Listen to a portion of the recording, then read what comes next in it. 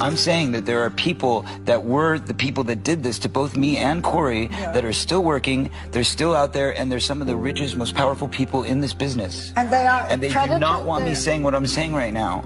But here's what nobody is connecting. She wrote, your favorite artist has been practicing rituals in a satanic cult where they take babies from other countries and mutilate and kill them as a form of blood sacrifice to their god. And now, one of Hollywood's most respected voices just broke his silence. If you were on the scene and you were powerful, like, to be honest, like if you're not in those files, it would be an insult because it just means that you were a bit of a loser. Denzel Washington just leaked bombshell information connecting Oprah Winfrey directly to the Epstein files. And according to him, she's not just involved, she's worse than many. He's warning her to run because she's next on the list. And here's the part that's making everyone uncomfortable. Denzel claims this is a calculated takedown, and Oprah's race is being weaponized against her. The Department of Justice is allegedly using the Epstein file releases as a strategic weapon to systematically destroy black careers in Hollywood. And Oprah, she's about to pay the price. So before we get into what Denzel just exposed, we need to understand how deep this goes. Because what's happening right now isn't just about one person, it's about a pattern, a system. And Oprah Winfrey sits right at the center of it. The Department of Justice just released over 3,000 documents surrounding Jeffrey Epstein. And Oprah's name, it appears multiple times. In contact lists, in emails, in correspondence that directly links her to Epstein's network. Now, just being mentioned doesn't automatically mean guilt. But when you start connecting the dots, when you look at the history, the relationships, the rumors that have been circulating for years, it becomes impossible to ignore. Now, Oprah is limited in the context of the files, but there is clear collusion between Oprah and Jeffrey Epstein. Let's go back to 2007. This is where everything starts to unravel. Oprah launched the Oprah Winfrey Leadership Academy for Girls in South Africa. It was supposed to be her humanitarian legacy, a beacon of hope for young girls. But years later, that school became the center of a massive scandal. The trial of a former dormitory matron charged with abusing 6 students at Oprah Winfrey School for Girls in South Africa is resuming. Prosecutors say former dorm matron Tina Virginia Makopo tried to kiss and fondle the girls. She's also accused of kicking and hitting some of them. More than 15 girls came forward with complaints of mistreatment. A female dorm matron was accused of physically and sexually abusing students. And critics started asking, how much did Oprah really know? Because around the same time these allegations surfaced, reports of young girls disappearing started coming out. Some students later questioned how much leadership knew at the time. And while no evidence ever directly implicated Oprah personally, the timing was suspicious, very suspicious. I was, needless to say, devastated and really shaken to my core. And I spoke to all the girls personally, and I encouraged all of them, any of them who had actually been harmed, to please come forward. Now here's where it gets even darker. In the Epstein files, there's a disturbing connection to a man named John of God. And Oprah, she had direct ties to him. John of God was a Brazilian healer who Oprah featured on her show. She praised him, she endorsed him, and years later he was arrested and sentenced to prison for keeping women and children in an underground lair where he would assault them for years, force them to birth babies for organ harvesting and black market purchases, and then eliminate them when they were no longer useful. Let that sink in. Oprah publicly supported this man. She gave him a platform, and now in the Epstein files, his name keeps appearing alongside references to baby trafficking, ritualistic abuse, and black market organ trade. If you have abortion, that's very valuable. Umbilical cord, and placenta, even your period blood is so rich with stem cells.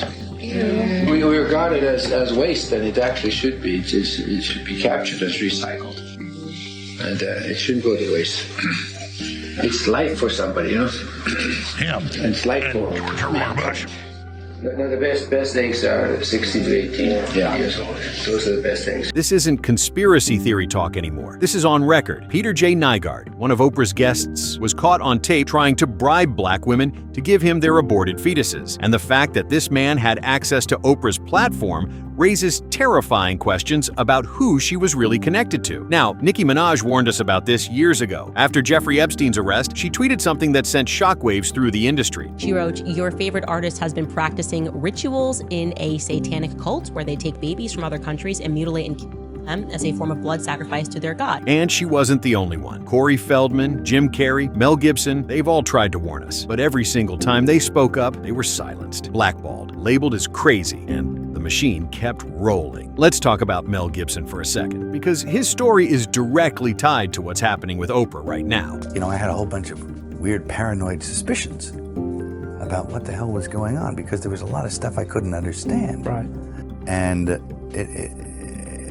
and I formed a bunch of opinions about the town and about the people in it.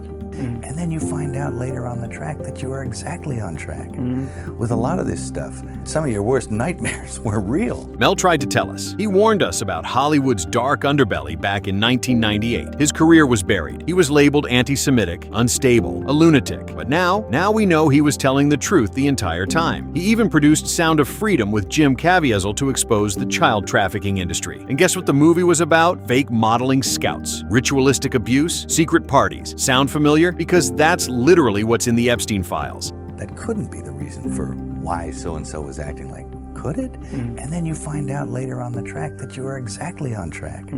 Now here's where Denzel Washington comes in, and this is where everything explodes. According to sources close to Denzel, he recently got his hands on internal documents that directly connect Oprah to Epstein's network. Not just casual connections, not just they were at the same party once. We're talking emails, coordinated messaging, active collusion. In 2011, Sarah Ferguson, yes, the Duchess of York, sent Epstein an email that read, "I want to make sure you're aware I'm going on Oprah tomorrow. She is going to ask me about my debts, the entrapment of last year, and the press about you in January. It'll be quick and at the top of the show, all of 10 seconds, a very small piece. However, I just wanted to make sure that you are aware of this and seek your advice on how you want me to answer." This is straight up collusion. This is Oprah passing through a message to Epstein. And Epstein responded with the exact answer he wanted Sarah to give on Oprah's show. Jeffrey was unfairly characterized as a pedophile by the tabloid press. Many years ago, Jeffrey pleaded guilty to soliciting underage prostitutes. He paid his debt to society and has sought forgiveness. And I have nothing more to say. This was coordinated. This was planned. Oprah wasn't just aware. She was actively helping Epstein manage his public image. But here's the part that Denzel is sounding the alarm about, and this is what's making people terrified. Denzel believes that the DOJ isn't releasing these files to bring justice. He believes they're releasing them strategically to destroy specific careers. And he's warning Oprah that she's next on the list, not because she's the worst offender, not because she's the most guilty, but because she's black. And in today's climate, black people in power are being systematically targeted. Think about it. Who else has been destroyed recently? Diddy, R. Kelly, Bill Cosby, Kanye West, all black men, all taken down in very public, very brutal ways. And now, Oprah's name is appearing in the Epstein files at a time when the industry is looking for its next high-profile takedown. Denzel is saying this out loud. Oprah, you need to run, because they're coming for you. And there's no way you can save yourself, not because you're innocent, but because you're black. And the system doesn't protect black people, especially when they know too much. And I feel like in a lot of instances, I was deliberately being put through stress. And they do what's called a salt trap. I didn't know this. Apparently baboons love salt. Okay. So they put a lump of salt in a hole and they wait for the baboon. The baboon comes, sticks his hand in the hole, grabs the salt makes his hand bigger, and he's trapped. He can't get his hand out. Now if he's smart, all he does is let go of the salt. Baboon doesn't want to let go of the salt. Then the bushman just comes, takes the baboon, throws him in the cage, and gives him all the salt he wants. And then the baboon gets thirsty. The bushman lets him out of the cage. The first place the baboon runs to is water. Bushman follows him, and they both drink to their fill.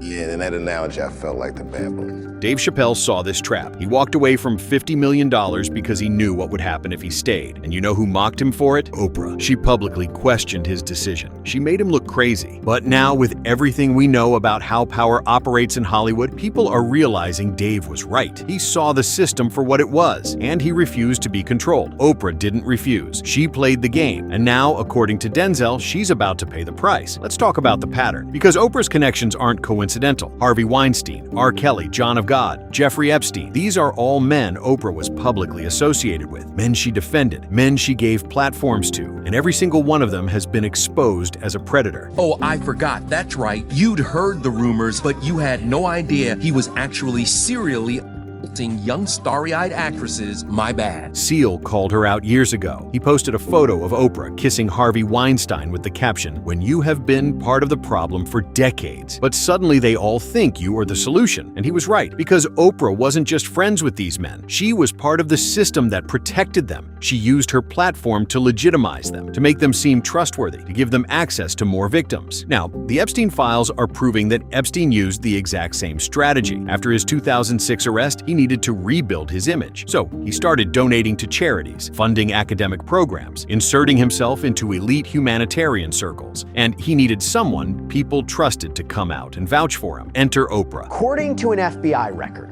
Epstein was possibly about to cooperate with the feds right before he died. That on July 29, 2019, his lawyers and the federal prosecutors in this case, in very general terms, discussed the possibility of a resolution of the case and the possibility of the defendant's cooperation. Right before Epstein died, he allegedly agreed to cooperate with authorities. He was going to name names. He was going to expose everyone. And then, mysteriously, he's found dead in his cell. Cameras malfunctioned. Guards fell asleep. Broken bones in his neck that don't match the suicide narrative. If Epstein was naming names, that means some of the most powerful people on the planet had a direct incentive for him to never testify. And now, those same people are watching as the DOJ selectively releases documents. Not to bring justice, but to control the narrative, to take down specific targets, to send a message. And according to Denzel, Oprah is the next target. Here's why this is so calculated. The DOJ isn't releasing everything at once. They're drip-feeding information. They're controlling which names get leaked and when. And they're doing it in a way that maximizes public outrage while protecting certain people. Notice how Bill Gates' name appeared, but nothing happened to him? Notice how Prince Andrew was exposed, but he's still living comfortably? Notice how certain billionaires and politicians are mentioned in passing,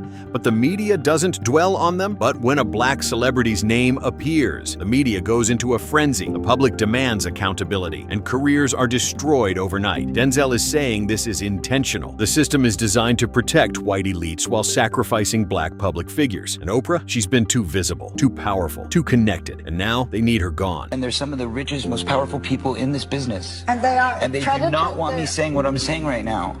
Are you saying that they're pedophiles? Yes. And that they're still in this business? Yeah. So here's the reality. Oprah knows too much. She's seen too much. She's been part of the system for too long. And now, with the Epstein files being released, she's become a liability. Denzel's warning isn't just about Oprah. It's a warning to every black person in power. Because if they can take down Oprah, one of the most powerful women in media, they can take down anyone. The question now is, will Oprah run? Will she cooperate? Will she expose the people who protected Epstein? Or will she go down silently, just like everyone else who tried to fight the machine? Because one thing is clear, the Epstein files aren't about justice. They're about control. And Oprah Winfrey is about to find out just how ruthless that control can be. Denzel Washington just put the entire industry on notice. And whether you believe him or not, one thing is undeniable. The list of names keeps growing. The connections keep deepening. And the truth? It's far worse than anyone wants to admit. So what do you think? Is Denzel right? Is Oprah being targeted because of her race? Or is she finally being held accountable for decades of silence and complicity? Let me know your thoughts in the comments below.